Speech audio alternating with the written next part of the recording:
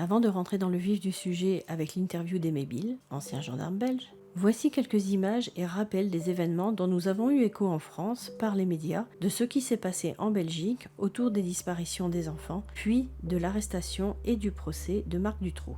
Je ne rentrerai pas dans les détails car d'autres l'ont fait avant moi. Et je ferai plus tard une vidéo sur certains aspects peu connus de ces enquêtes. Voici en quelques minutes les échos de l'affaire Dutroux en France, selon les médias de l'époque. Le 29 juillet 1996, l'enlèvement de Sabine, à Quimpré de Tournai, par un homme d'une trentaine d'années, cheveux châtains, rappelle les disparitions de Julie et Mélissa du 24 juin 1995 à Grasse-Olonne, près de Liège. La Belgique se demande alors si elle n'est pas victime d'un tueur en série. Les aveux de Marc Dutroux sont annoncés le 17 août 1996, ainsi que la découverte de 3 cadavres dans la maison de Sars-la-Bussière, ceux de Julie, Mélissa et Bernard Weinstein, un complice que Dutroux aurait supprimé. Puis on retrouve Laetitia et Sabine, vivantes, séquestrées, dans la maison de Dutroux à Marcinelle. Ressortent alors les dossiers des autres enfants disparus en Belgique, comme Anne et Effieux, disparus à Ostende le 22 août 1995. L'enquête policière montre des traces de pneus comparables à ceux de la CX de Dutroux. Du matériel pédopornographique retrouvé au domicile de Dutroux lancerait alors l'enquête sur la piste d'un réseau international. Les familles des victimes se sentent délaissées par la justice belge et la réaction d'un des pères montre bien l'ambiance tendue régnant en Belgique depuis le début de cette affaire. En effet, Marc Dutroux ainsi que sa femme Michèle Martin ont déjà été condamnés en 1989 à respectivement 13 ans et demi et 5 ans pour enlèvement, séquestration et viol de mineurs de moins de 16 ans. Alors que le procureur et le psychiatre y sont opposés, ils bénéficient d'une libération conditionnelle en 1992 accordée par le ministre de la Justice Melchior Wathelet. 18 août 1996, des fouilles sont menées au domicile de Dutroux à Sars-la-Bussière. 3 corps sont découverts, les restes de Julie et Mélissa et le corps de son complice Bernard Weinstein. L'autopsie de Julie et Mélissa montrera qu'elles sont mortes de dénutrition. Dutroux accuse alors Michèle Martin de ne pas les avoir nourries pendant sa dernière incarcération et de les avoir ainsi laissées mourir de faim. L'autopsie de Bernard Weinstein montrera qu'il a été enterré vivant après avoir subi de la torture. Michel Nioul, propriétaire de boîte échangiste, est présenté comme l'homme fort du réseau de prostitution. À ce moment, Dutroux est présenté comme l'homme de main de Nioul qui, avec le lièvre son complice, est chargé d'enlever, de cacher et de préparer les filles pour les clients. Le 22 août 1996, on peut suivre le deuil de Julie et Mélissa. Le 3 septembre 1996, les corps d'Anne et Effieux sont retrouvés sous le hangar du jardin de la maison de Michel Lelièvre à Jumet. Le 24 septembre 1996, la mère de Marc Dutroux met en avant une lettre envoyée au parquet de Charleroi en 1995 où était évoqué le passage de 2 jeunes filles chez Marc Dutroux, classées sans suite. Une 12e personne est arrêtée dans le cadre du réseau. Le 20 octobre 1996 a lieu la marche blanche à Bruxelles en mémoire des victimes de Dutroux. Celle-ci rassemble plus de 300 000 personnes et remue le gouvernement qui modifiera la Constitution en retour. Le 23 avril 1998, Dutroux réussit à s'échapper pendant quelques heures. Il profite de la consultation de son dossier au palais de justice pour s'enfuir. Après une poursuite en voiture, il est repris 3 heures plus tard. 1er mars 2004, ouverture du procès de Marc Dutroux à Arlon. Celui-ci va durer 4 mois. La liste des accusations de Dutroux est longue. Pendant le procès, l'attitude de Dutroux est provocante. Il s'endort dans le box, refuse de montrer son visage à la presse, d'où le floutage. 8 mars 2004, 5e jour du procès, Dutroux lève l'interdiction de filmer. La thèse du réseau international est battue en brèche. Le juge Langlois insiste sur le fait qu'il n'y a pas de réseau. Cette fois c'est terminé, Marc Dutroux est présenté comme un prédateur solitaire, avec quelques complices.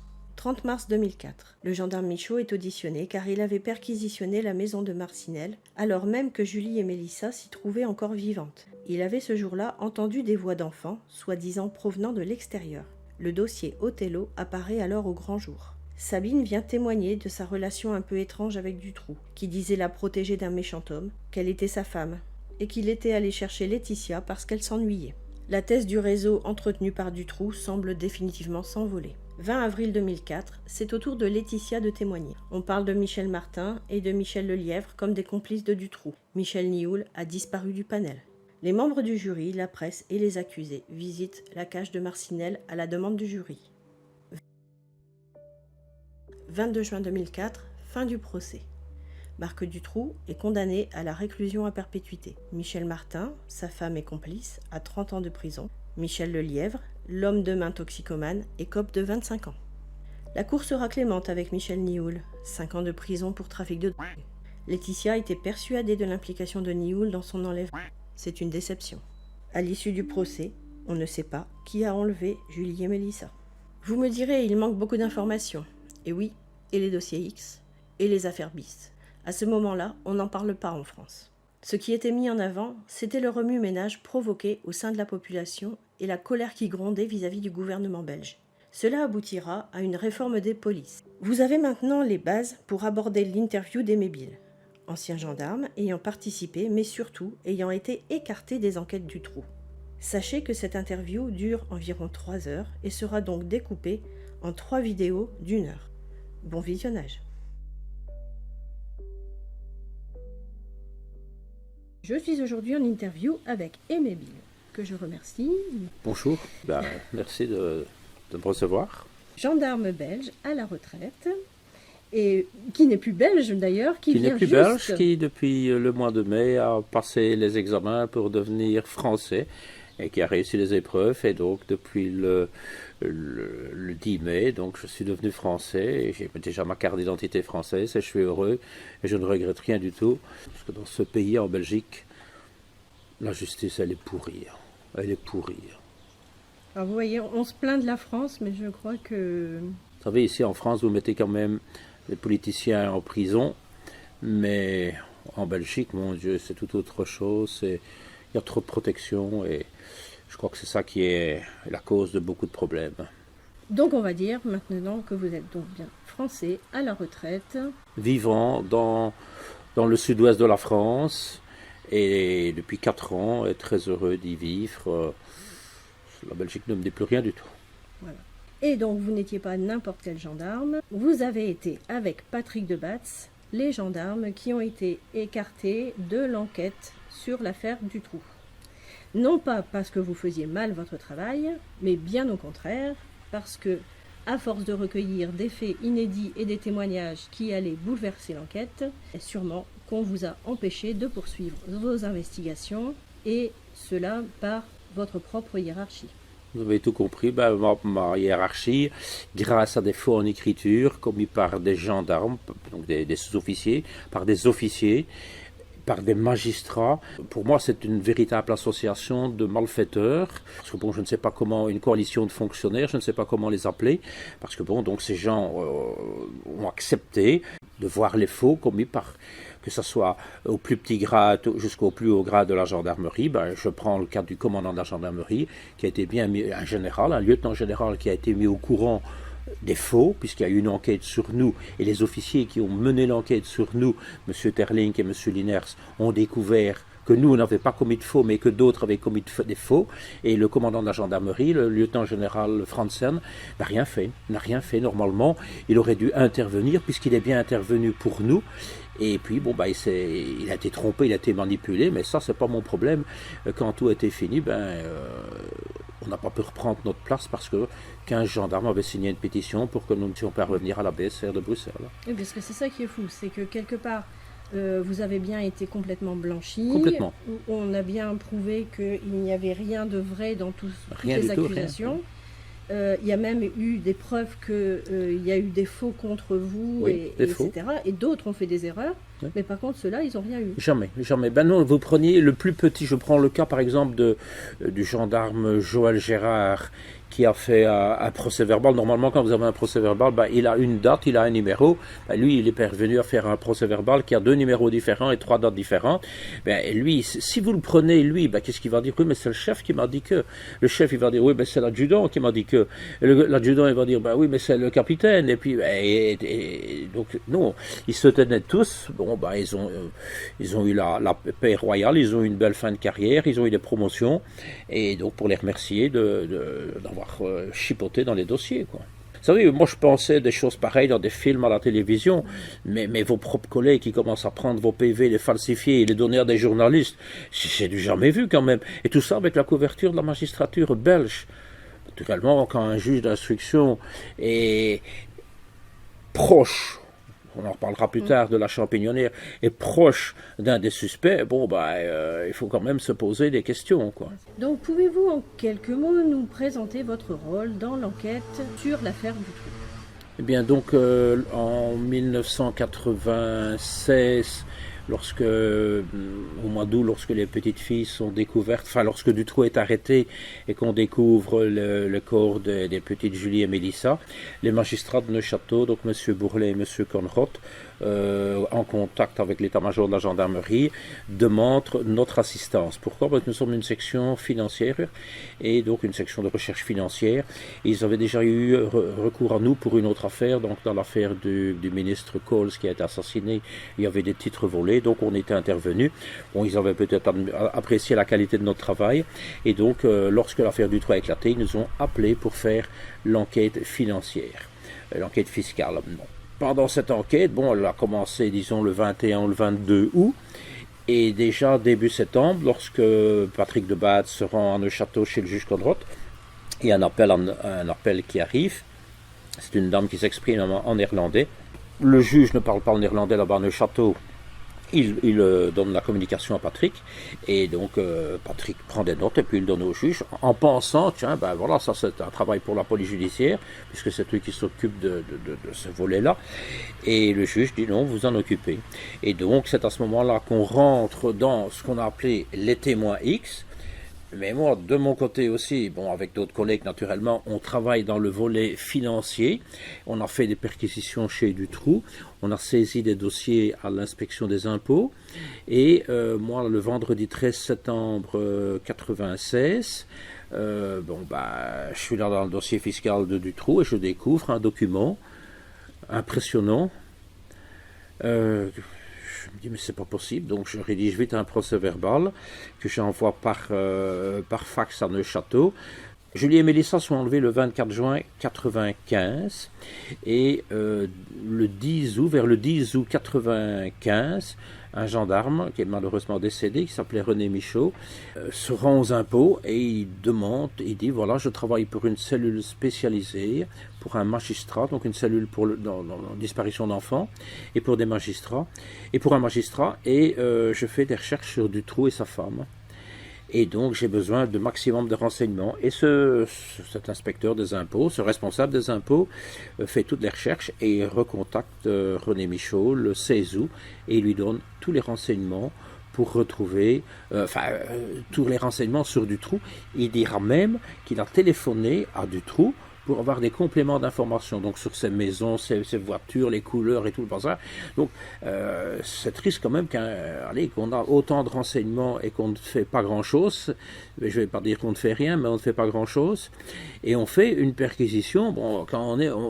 Si on avait été l'équipe de Patrick de Baat, le 10 août, on aurait déjà mis une équipe en surveillance sur la maison de Dutroux.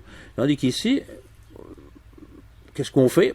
Je sais pas, on a fait quelques petites observations et on fait 2 perquisitions chez Dutroux. On en fait une le 13 décembre et là on entend des bruits, des cris d'enfants. Apparemment c'est secondaire. On trouve un spéculum, on trouve de la crème vaginale et on trouve du chloroforme. Et on ne fait rien. Alors qu'est-ce que vous voulez? Et 6 jours après on y retourne et rien. Et les petites, apparemment, sont toujours en vie. Donc, c'est choquant. Donc, moi, quand je découvre ça, je fais un procès-verbal le vendredi et le juge Conrad me demande donc d'interroger ce responsable des impôts et je le convoque. Donc, je reçois le papier du juge le lundi et le mardi, il est dans mon bureau et il explique tout ça. Je mets tout ça dans un procès-verbal.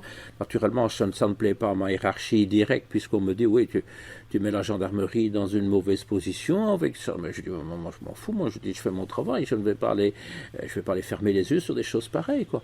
Et donc, ça fait mal parce que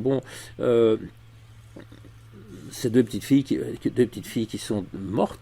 Mais si on était intervenu, surveiller convenablement la maison de Dutroux, ne faut pas oublier que Anne et Effieux, Anne Marchal et Effieux Lambrex, ont été enlevés à la côte belge le 22 ou le 23 août. Donc on les ramène, il y a une équipe là, une équipe en observation, et on intervient, on retrouve. Et je ne comprends pas. Et on vous ennuie pour les heures supplémentaires. Et quand je suis passé à la commission parlementaire le 14 octobre, Marc Verwilligen m'a posé une question.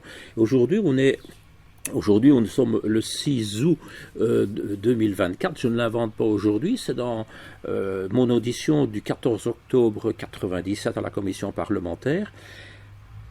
Fin octobre 1994, un vendredi, j'ai libéré une dame qui était violée, séquestrée depuis 5 mois. Séquestré depuis 5 mois. Je l'ai libéré à 13h, j'étais libéré seul. J'ai fait directement arrêter l'auteur, qui une demi-heure après était dans mon bureau. J'ai fait tout ce qu'il y avait à faire au niveau procès-verbaux, et audition et confrontation. J'ai téléphoné au juge et donc au procureur, et donc le type a été mis à disposition le lendemain. Il a pris 3 ans de prison. Ce jour-là, je devais finir à 16h. Et j'ai fini à 19h45. Et là, Marc Verwilligen, le président de la commission, me dit: est-ce que vous avez déjà eu des problèmes avec votre hiérarchie? Et donc, c'est ça que je veux dire. Je ne l'ai pas inventé aujourd'hui, c'est dans mon audition. Et j'ai expliqué, je raconte cette histoire-là que je suis occupé à vous raconter. Parce que quelques jours après, j'ai été appelé chez le patron de la BSR, le lieutenant-colonel Jean-Marie Brabant, et qui m'a dit, ça ne pressait pas. Ça faisait 5 mois que ça durait, donc tu aurais pu attendre la semaine suivante. Alors je lui ai dit: est-ce que vous auriez parlé comme ça si c'était quelqu'un de votre famille? Il m'a répondu: c'est pas la même chose. Je lui ai dit: mais s'il lui arrive quelque chose, on va dire qu'on n'a pas fait notre travail. Là, je me justifierai, je dirais que c'est une question de budget. Voilà, avec les gens par qui vous deviez être dirigé. Et ces gens ont eu une promotion, parce qu'après, on a supprimé la gendarmerie, et M. Brabant est devenu chef de zone, donc dans une des grosses polices à Bruxelles, mais aussi le président de la commission permanente de la police. Et donc le 21 juillet, je le voyais même à la tribune royale. Moi, ça me choquait. Et ce type me dégoûte, parce que il a fait tout pour nous massacrer. Il a essayé de nous retirer notre qualité de membre BSR, même naturellement. Et lui, en 99, on doit apprendre par la presse que il est éjecté de la BSR de Bruxelles, donc le patron de la BSR, pour harcèlement sexuel. Et le dossier est tout de suite classé. Alors et c'est le patron de la BSR, donc c'est Jean-Marie Brabant, vous imaginez, et c'est lui qui nous met des bâtons dans les roues et qui fait tout pour nous écarter, quoi. Incroyable, mais vrai, comme on dirait. C'est ça le pire. Comme il y avait une émission à la télévision. Et le pire, c'est que c'est vrai. Avec Jacques Martin. On va revenir sur un dossier qui vous a été attribué plus particulièrement, c'est la réouverture du dossier du meurtre de la Champignonnière. Le 13 février 1984, une jeune fille qui s'appelle Christine Vanès a été assassinée dans une champignonnière désaffectée à Bruxelles après avoir probablement été violée. Elle a été brûlée, et c'est ce qu'on a appelé l'affaire de la champignonnière. L'instruction de l'enquête a été menée d'abord par le juge Éloy avec la police judiciaire, le juge Éloy qui est tombé malade, et en 85 on nomme un avocat juge d'instruction. L'avocat s'appelle Jean-Claude Van Espen, et on le nomme juge d'instruction. Tous ceux qui connaissent Jean-Claude Van Espen savent que c'est un juge financier, puisque nous, en section financière, on travaille avec lui pour des dossiers financiers. Et curieusement, donc, on le nomme avocat. M. Nioul dira même que c'est avec l'appui de M. Van den Boenans qu'il a été nommé juge d'instruction. Et on lui confie le dossier de la champignonnière. Donc, tout nouvellement, on lui donne le dossier. Et pendant 12 ans, il dirige l'enquête. Jusqu'en 30 avril 1996, et là on ferme l'enquête. On avait mis un punk en prison pendant 39 mois, je crois, et finalement il a attaqué l'État belge qui a été condamné. Et ça les arrangeait bien d'avoir un punk. Ils pensaient que le dossier allait être fini, mais avec l'affaire du trou, qu'est-ce qu'il y a eu? Les témoins X, et le témoin X nous a, lors d'une audition vidéo filmée, a expliqué qu'elle avait assisté à la mort d'une jeune fille dans une cave à Bruxelles, dans la région de Bruxelles. Alors mes deux collègues, ils se disent, ça c'est la champignonnière, mais dans leur esprit, cette affaire avait été résolue. Mais il faut savoir que pendant que mes collègues faisaient les auditions de Regina Louf et le témoin X1, il y avait des magistrats, des gens de la police judiciaire, des officiers de gendarmerie qui étaient dans la régie et qui voyaient qu'il n'y avait pas de manipulation possible, que tout était, il n'y avait pas de trucage. Et un des magistrats dit, un magistrat national dit, mais ce qu'elle raconte là, c'est l'affaire de la champignonnière et qui n'est pas résolue, et on va vous redonner le dossier. Et c'est ainsi que le 4 décembre, on nous donne le dossier, et moi, je suis en congé ce jour-là, et le 5, j'arrive dans mon bureau, et je me retrouve avec une pile de dossiers, et on me demande d'en faire une synthèse. Bon, naturellement, moi je me dis, je ne vais pas commencer directement sur ça, je le fais, on avait des jeunes en renfort, je fais photocopier tout le dossier, et le classer, comme ça le dossier original peut repartir au palais de justice, parce que si un avocat ou le juge en a besoin, si demain il y a une arrestation, moi je ne veux pas, tandis qu'ainsi j'ai les pièces pour travailler, et donc on met tout dans une dizaine de classeurs, donc c'est assez volumineux, des gros classeurs. Et donc je commence ma synthèse vers le 10 décembre, et là j'ai directement Jean-Luc Duterme, qui est le numéro 2 de la BSR, qu'on a nommé patron de l'antenne. Qu'est-ce que tu fais? Tu vas pas perdre ton temps avec ça, on n'est pas là pour refaire les enquêtes des autres. Je dis, moi on m'a demandé de faire une synthèse, je fais une synthèse. Bon, le lendemain, même chose. Oui, mais je dis, mon chef m'a demandé, moi je ne t'ai rien demandé. Je dis, mon chef c'est Patrick Debatz, bon, moi on me l'a demandé, je le fais. Et comme ça tous les jours, même le samedi matin, je voyais encore sa femme sous le trottoir avec sa sacoche, enfin sa femme ou peut-être une autre, j'en sais rien. Mais bon, il y avait une femme, je me retournais, je le voyais parce qu'il venait d'arriver comme un fou de furieux dans mon bureau pour voir si je travaillais, si je dormais pas, quoi. Et donc, c'était sa façon de venir contrôler. Finalement, au mois de fin décembre, je dis, bon, moi j'en peux plus. Et je dis, on va commencer des auditions, on verra bien, on va avancer comme ça. Je contacte le parquet, je demande pour une remise à l'instruction. Entre-temps, M. Van Espen était décédé. Et donc, la magistrate, le 30 décembre, Mme Sommers reçoit les dossiers. Mme Sommers qui se plaindra de nous par après, mais le 31 décembre, elle me téléphone quand même, elle me dit, envoyez-moi quelqu'un à la maison. Moi, je me dis, chercher des apostilles, donc des devoirs à faire. Et mon collègue revient avec une bûche glacée. Donc, c'est un magistrat qui vous envoie une bûche glacée. C'était la première fois de ma vie, la seule fois de ma vie que je recevais un cadeau d'un magistrat, et c'était une bûche glacée. Alors, donc, ça n'était pas contente de nous. Moi, je comprends pas que le 22 juillet de l'année suivante, elle fasse un rapport ridicule d'accusation qui ne tienne pas la route. Elle reçoit ma première synthèse de 88 pages. On se voit le 2 janvier. Le 2 janvier, j'y vais avec mes deux collègues, Michel Klipp et Rudy Hoskens, et elle dit, Monsieur Bill, il faut continuer la synthèse. Je dis, alors vous me donnez un ordre écrit. Bon, ça va qu'elle dit, hop, elle l'écrit. Je dis comme ça, j'ai du terme, il va la fermer avec un papier comme ça.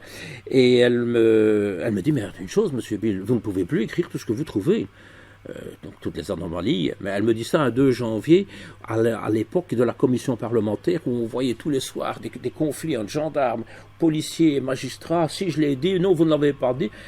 Moi ici, elle me dit, vous me le racontez, mais vous ne l'écrivez pas.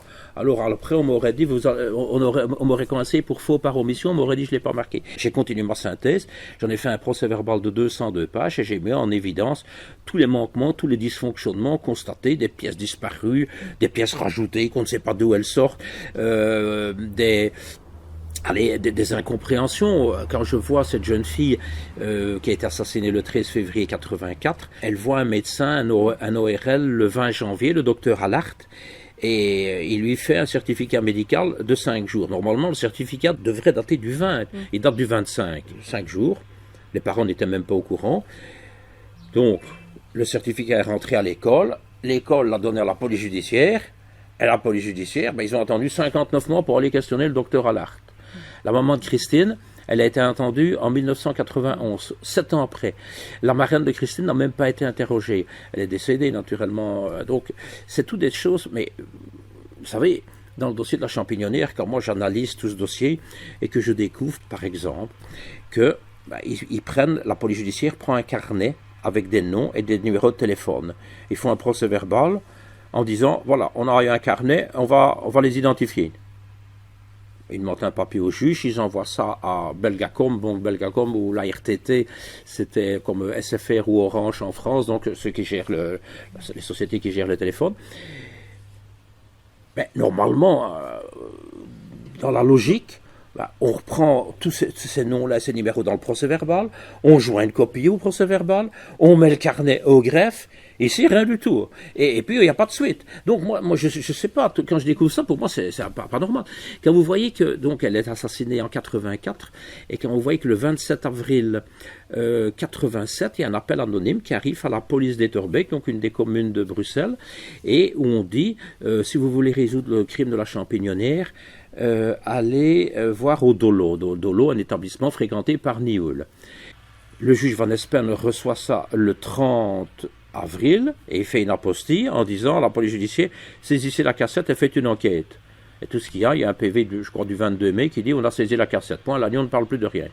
Je crois que je suis pas le seul flic qui aurait réagi comme ça. Je trouve que c'est pas normal. Nous, on fonctionne d'une autre façon. Mais bon, maintenant, quand je vois que les bâtons dans les roues que j'ai eu du juge Van Espen, vous savez, si je lui demande, tiens, est-ce que je peux aller faire une perquisition chez le pape, ben, il va m'envoyer promener. Mais si je lui demande quelque chose de sensé, et par exemple, je lui demande, tiens, est-ce que je peux avoir un document, une commission rogatoire, si on peut dire qu'on appelle ça en France, donc une apostille, pour vérifier les comptes des suspects arrêtés à Neuchâtel. Ah, monsieur Bill, mais non, il n'y a pas besoin. Et puis, c'est 10 ans, les archives des banques, et c'est trop vieux, vous n'aurez rien. Mais je dis, on peut essayer. Non. Enfin, j'insiste, pour finir, tiens, voilà ton papier. Et moi, j'envoie ce réquisitoire bancaire à toutes les banques. Notre fax était programmé vers toutes les banques de Belgique. Les banques commencent à répondre, ah non, inconnu. Le Crédit professionnel du Hainaut me répond que monsieur Dutroux, enfin Marc Dutroux, a ouvert un compte dans les 48 heures qui suivent la Champignonnière, et dans les 72 heures, on verse l'équivalent de 200 000 francs sur son compte et le compte de Michel Martin. Donc 200 000 francs belges, ça représente actuellement 5 000 euros. Et là, je fais mon procès verbal début juin, et c'est là que les ennuis commencent, parce que j'ai Van Espen qui me téléphone fou furieux. D'abord, le 20 janvier, donc il n'était pas saisi. Donc nous, on travaille avec Madame Sommers depuis le 5 décembre. Et je crois un lundi, le 20 janvier, en fin de journée, on a Van Espen qui se présente dans nos bureaux. Bon, vous avez le dossier, pareil, qu'est-ce que... normalement, on est tenu par un certain secret, mais bon, c'est un juge d'instruction qui a travaillé là-dedans, donc je lui explique un petit peu tout ce qu'on trouve. J'espère que je n'ai pas été trompé par l'APJ, qui me nous dit. Ce dossier, c'est le clou de mon cercueil. L'avocat Dumont m'a dit que j'étais passé à côté de la montre en or avec ce dossier-là, et si je dois passer à une commission parlementaire, je m'expliquerai. Voilà les paroles du juge de Van Espen le 20 janvier. Et le 27, on lui redonne le dossier.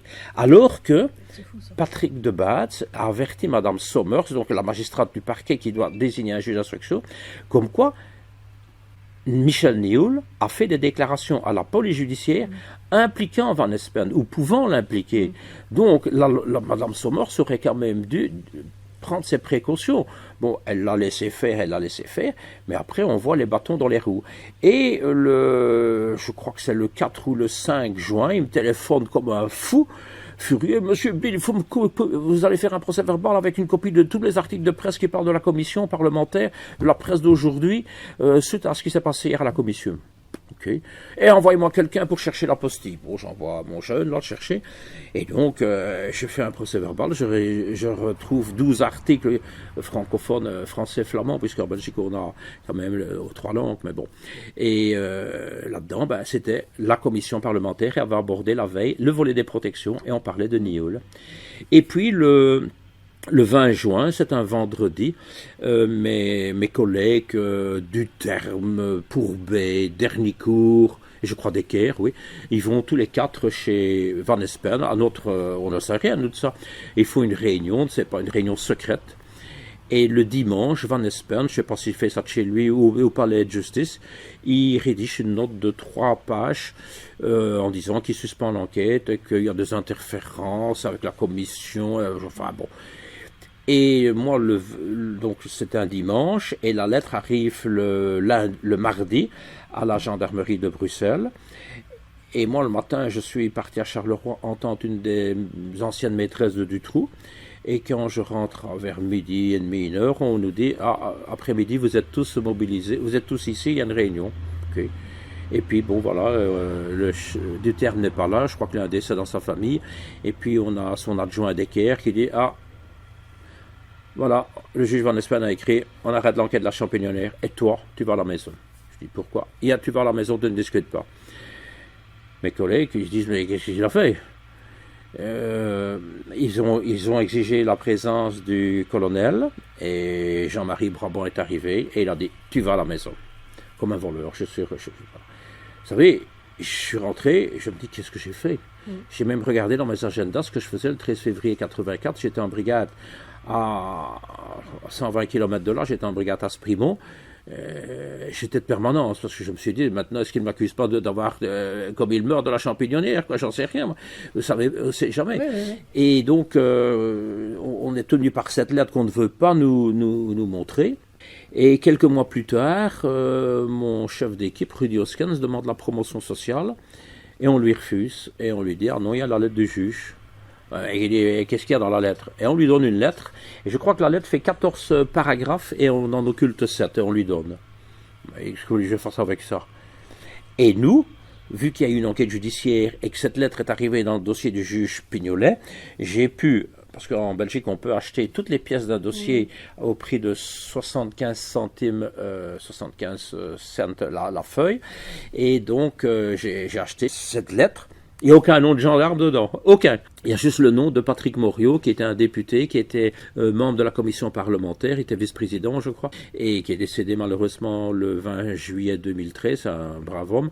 Et donc, il avait fait un livre qui s'appelle « Les carnets ou les cahiers d'un commissaire ». Et suite à ça, il a démissionné de son poste.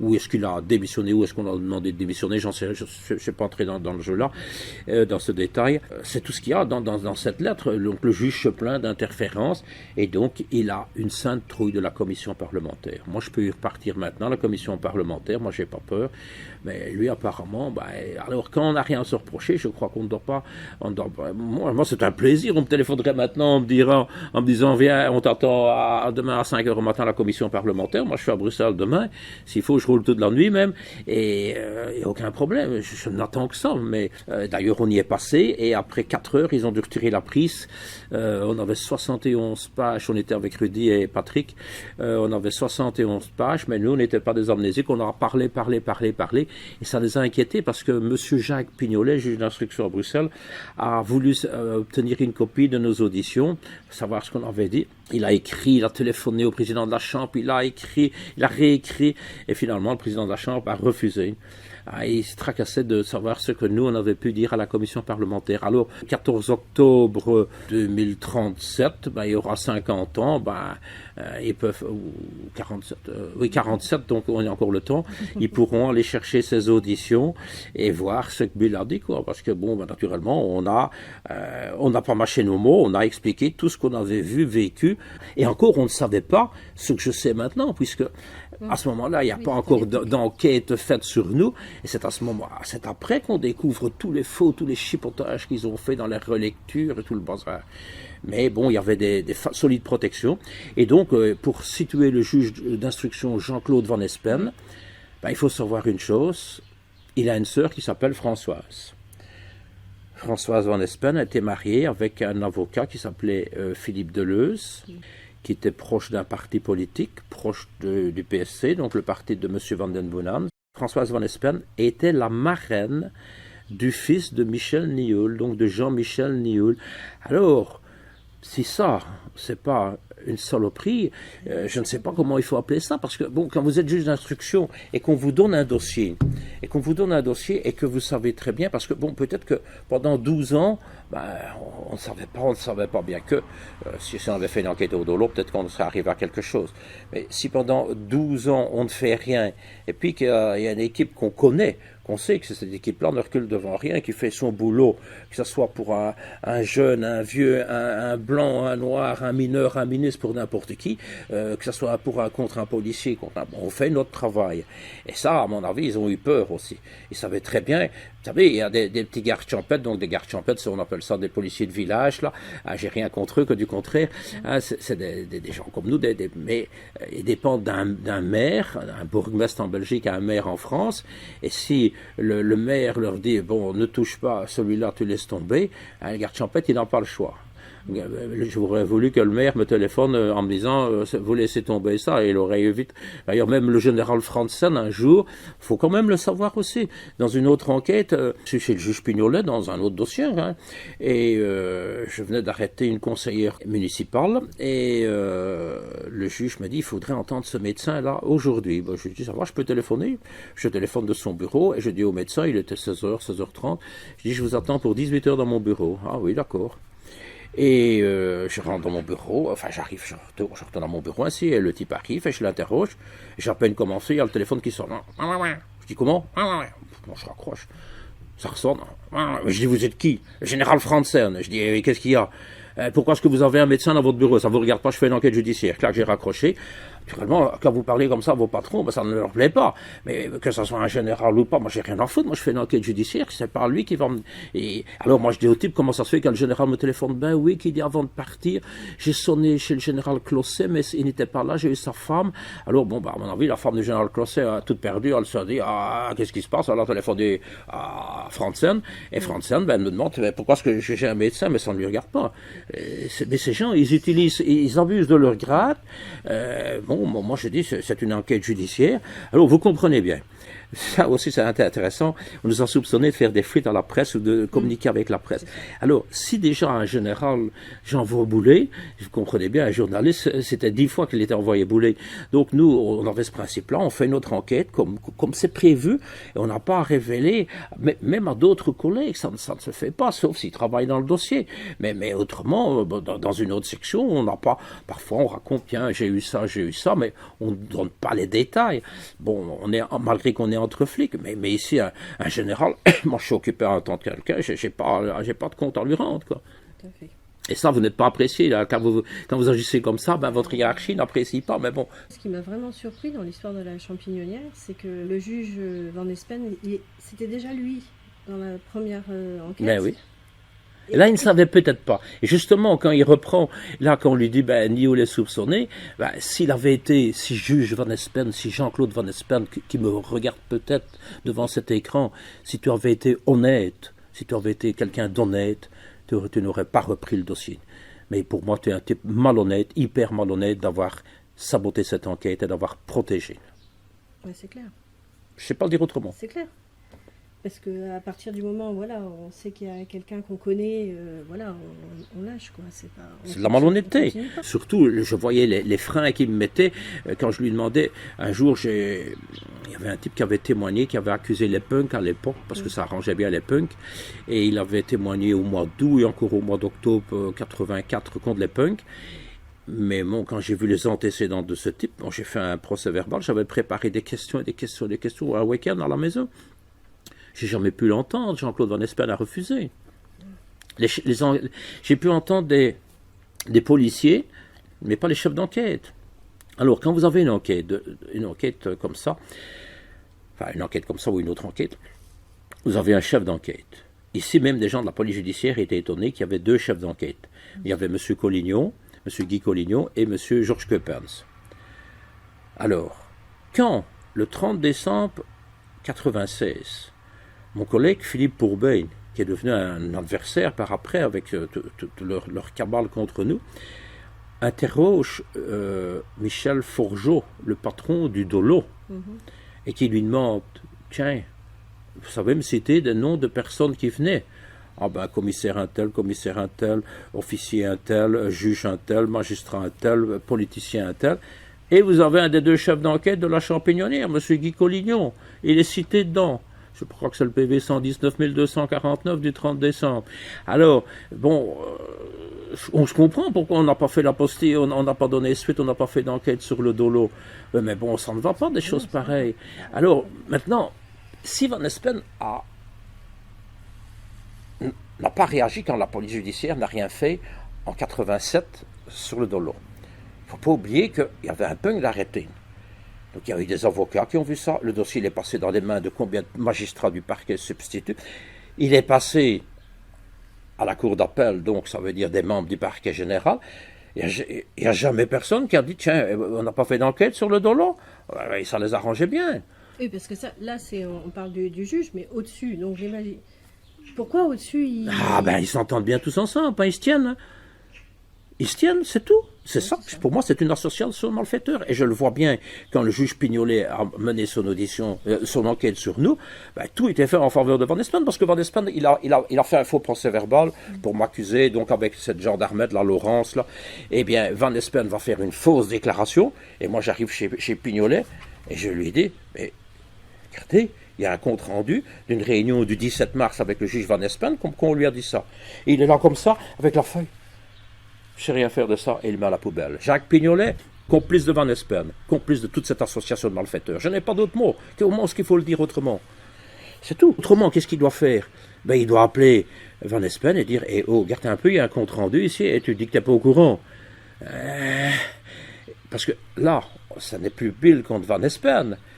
C'est De Pauw qui, entre-temps, s'est retourné contre nous. C'est lui qui a fait le compte rendu, qui a signé. Il y a Michel Klipp qui est présent à cette réunion. Il y a Rudy Oskens qui est présent à cette réunion.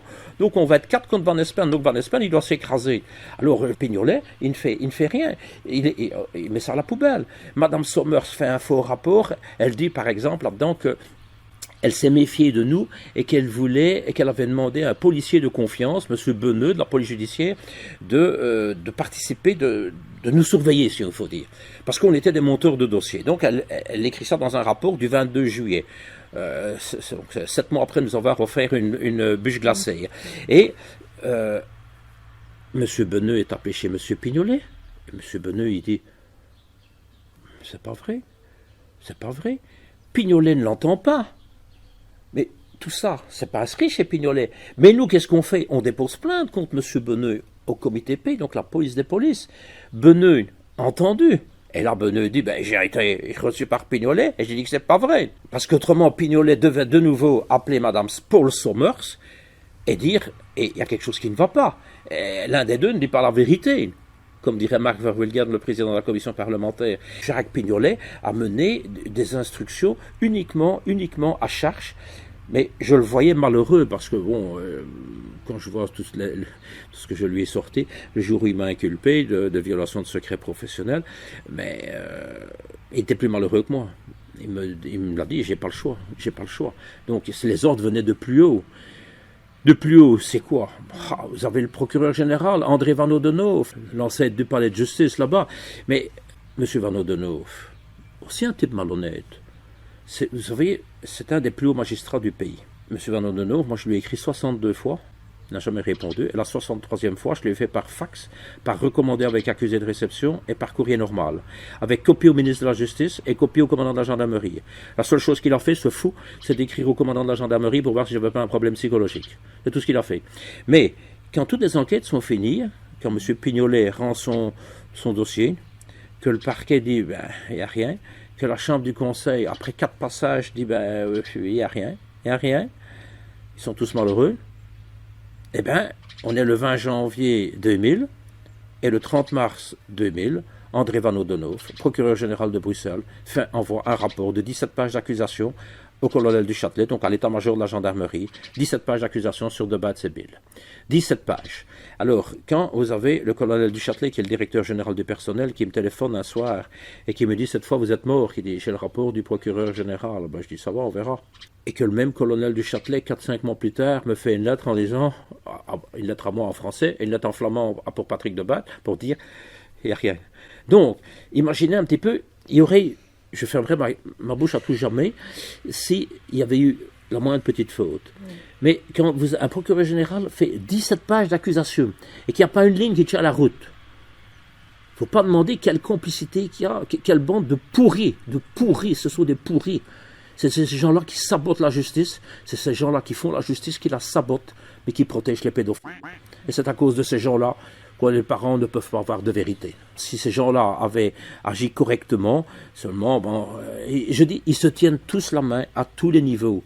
Et bon, je ne dis pas qu'ils sont tous mauvais, mais une fois qu'on est impliqué là-dedans, bon, ben, ils ont le pouvoir.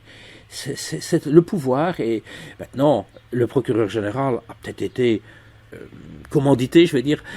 Il a peut-être dû agir sur un autre ordre de plus haut encore, peut-être de politique, peut-être je n'en sais rien. De toute façon, on a bien vu, le juge Conrad, il a été lancé. Le juge Conrad, pour un bête spaghetti, lui, il est viré, et l'autre qui est parent avec qui a un lien de parenté avec Nioul, lui, il continue sa carrière, quoi. Oui, c'est logique.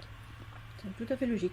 Je serai jusqu'au dernier jour de ma vie. Moi, je reste sur ma faim. Il y a des gens qui me le disent. J'ai encore quelqu'un de très haut placé de l'ancienne gendarmerie ou de la police qui m'a contacté la semaine passée, qui avait lu mon livre et qui reste sur sa faim. J'ai un officier qui m'a écrit, qui me disait être choqué, qui disait ne se rendait pas compte qu'il avait côtoyé des gens pareils, des officiers, et qui s'excusaient en leur nom de ce qu'on nous avait fait. Vous savez, je remercie cet officier. Bon, j'ai promis l'anonymat. Et puis encore un autre. Enfin, il y en a eu plusieurs qui m'ont. Bon, quand vous voyez déjà dans ce livre la préface du major Terling, qui est quelqu'un d'extrêmement correct, vraiment quelqu'un formidable. Moi, Patrick et moi, on ne connaissait pas cet officier, mais il nous l'a dit, hein. Bon, j'ai dit, mais faites votre travail. Il a dit, s'il y a quelque chose, il y a quelque chose. Mais je dis, oui, mais bon, le problème, c'est. D'ailleurs, lui, quand on lui donne le dossier contre nous le mois d'avril 99. Et donc, il y a déjà presque 2 ans qu'on est mis en cause. Et donc, on nous met en cause en juin 97. Alors j'ai une lettre recommandée en français, Patrick en flamand, du 18 décembre 98, du directeur du personnel du district de Bruxelles, un pilier de comptoir, il s'appelle Richard Drissens, il tenait souvent le comptoir à la cantine, pour ne pas qu'il tombe, et alors il nous a écrit un recommandé, mais je ne pense pas qu'il avait bu ce jour-là, et il nous a envoyé un recommandé, pour dire, au stade actuel de l'enquête, après 1 an et demi d'enquête, on ne sait pas dire si vous avez fait des fautes, ni la nature de celles-ci, mais si vous en avez fait, venez me le dire. Mais il y a déjà 1 an et demi qu'on est mis sous enquête. Et 15 jours après, le général décide de nous muter. Il avait chargé. Il y a eu d'abord le commandant Cooks qui a dû faire une enquête. Mais le commandant Cooks était un officier de la BSR, donc il était sous les ordres de Brabant. Et ici, Brabant s'est accaparé aussi du dossier. Et Cooks, dans son rapport, il mettait en cause de nombreux gendarmes, dont du terme Brabant, Pourbet, Dernicourt et tout le bazar. Et il demandait de créer une cellule hors district de Bruxelles pour enquêter sur nous, pour que ce ne soit pas nos propres. Mais le général Franzen a été malin avec l'état-major de la gendarmerie. Ils ont été très intelligents. Ils ont joué ça à la subtile. Ils ont dit, on va virer de Bad-Sébil, on va les mettre dans une autre unité, et comme ça sera leur commandant d'unité qui va faire une enquête, mais sur eux, et pour les autres, ça reste comme ça. Mais les 2 officiers qui ont fait l'enquête sur nous ont fait un rapport final, en disant, il y a ça, il y a ça, il y a ça, il y a ça, il y a ça. Même le frère du général Hubert Franzen, qui était colonel à l'inspection, qui était le numéro 2, donc l'inspecteur général adjoint, si on va rechercher ces faux PV, je ne sais pas. Naturellement, le grand frère ne va pas toucher au petit frère. Et qu'est-ce que vous voulez que je dise? C'est une honte, c'est une honte. Ce colonel Franzen a abusé de son pouvoir, de son grade pour aller faire identifier des numéros de téléphone privés. Même, normalement, il faut un réquisitoire du juge, il a abusé de sa fonction, de son grade, et tout ça reste impuni. Dans une procédure en français, il a fait des PV en flamand. Quand vous voyez, le juge Pignolet avait délivré un mandat d'amener, parce qu'il mettait la pression sur nous, mais sur Regina, et sur son amie Tania. Eh bien, Tania avait déjà témoigné, et Tania répondait aux questions, aux convocations. Et un beau jour, Pignolet a fait un mandat de perquisition, un mandat d'amener, et un dimanche, l'inspection est allée chez elle, la chercher, faire la perquisition et la ramener à Bruxelles. Donc, sur base d'un mandat d'amener. Mais nous, gendarmes, quand on exécute un mandat d'amener, quand on a quelque chose, c'est dans le procès verbal, avis au procureur du roi, avis au juge d'instruction, et on explique. Ici, c'est avis au colonel français. Donc, les sbires, là, les adjudants de l'inspection, mais ils me l'ont dit au départ, hein, quand moi je suis convoqué le 7 octobre 97. Écoute, Bill, c'est pas ta peau qu'on veut, c'est la peau de Batz.